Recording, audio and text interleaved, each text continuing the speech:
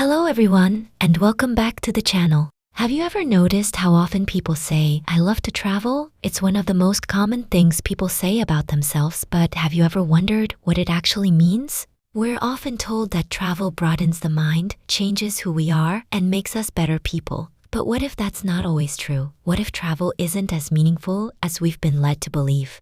In today's video, we'll explore a surprising philosophical perspective from thinkers like Socrates, Ralph Waldo Emerson, and G.K. Chesterton.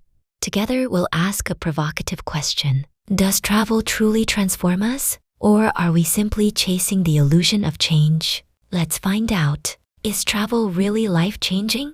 What is the most uninformative statement people are inclined to make? My nominee would be, I love to travel.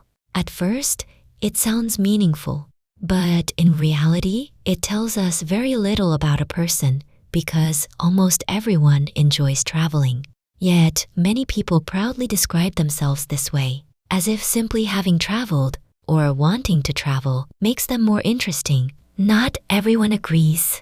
The critics of travel may be few, but they're remarkably articulate. G.K. Chesterton famously wrote, "Travel narrows the mind." Ralph Waldo Emerson called travel a fool's paradise.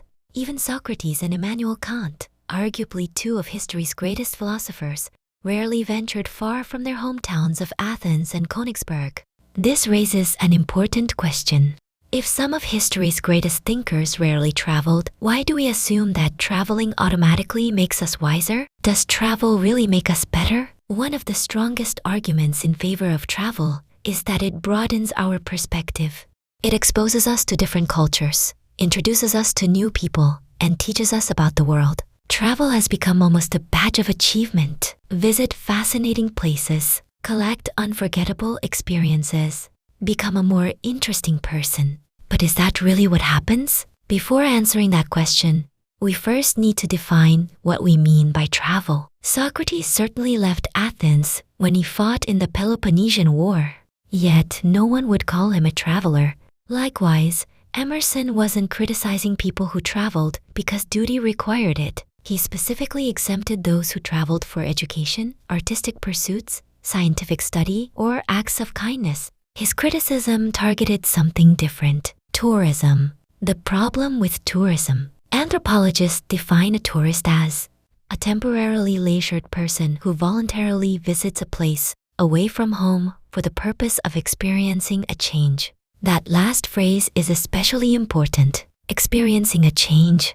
But what actually changes? Ironically, research suggests that tourists often change the places they visit more than those places change them. As one academic study observes, tourists are less likely to borrow from their hosts than their hosts are from them. In other words, we travel hoping to be transformed. Yet we often leave behind more influence than we absorb ourselves. Movement isn't the same as experience. Tourism often becomes little more than movement. I went to France. Great! What did you do there? I visited the Louvre. And then? I saw the Mona Lisa. But many visitors spend only about 15 seconds looking at one of the world's most famous paintings before moving on to the next attraction. The goal becomes checking boxes rather than understanding anything deeply. It's movement for the sake of movement. Why do we glorify travel? Travel is undeniably enjoyable. That's not the mystery. The real mystery is why we treat it as proof of personal growth or moral virtue. Why does a vacation seem so meaningful? Perhaps the answer has less to do with the places we visit and more to do with escaping ordinary life. Imagine discovering that you would never travel again.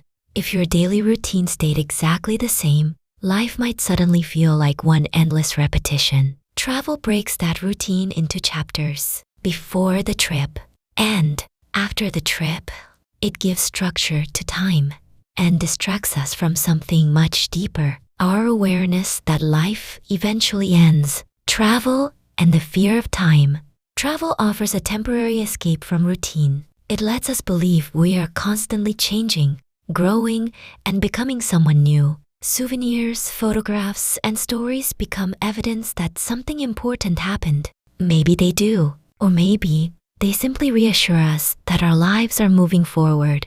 Socrates once said that philosophy prepares us for death. For everyone else, there's travel. So, does travel truly broaden the mind? Perhaps. But this video reminds us that simply going somewhere new doesn't guarantee personal growth. Real transformation comes from curiosity, reflection, and a willingness to learn, not just from changing locations. Travel can open doors, but it's what we do after walking through them that truly matters. Thank you so much for watching. If you enjoyed this video, please leave a like, subscribe to the channel, and turn on notifications so you won't miss future videos exploring philosophy, psychology, and the ideas that shape our lives. I'd love to hear your opinion in the comments. Do you think travel changes people, or is it simply an enjoyable escape from everyday life? Thanks for watching, and I'll see you in the next video.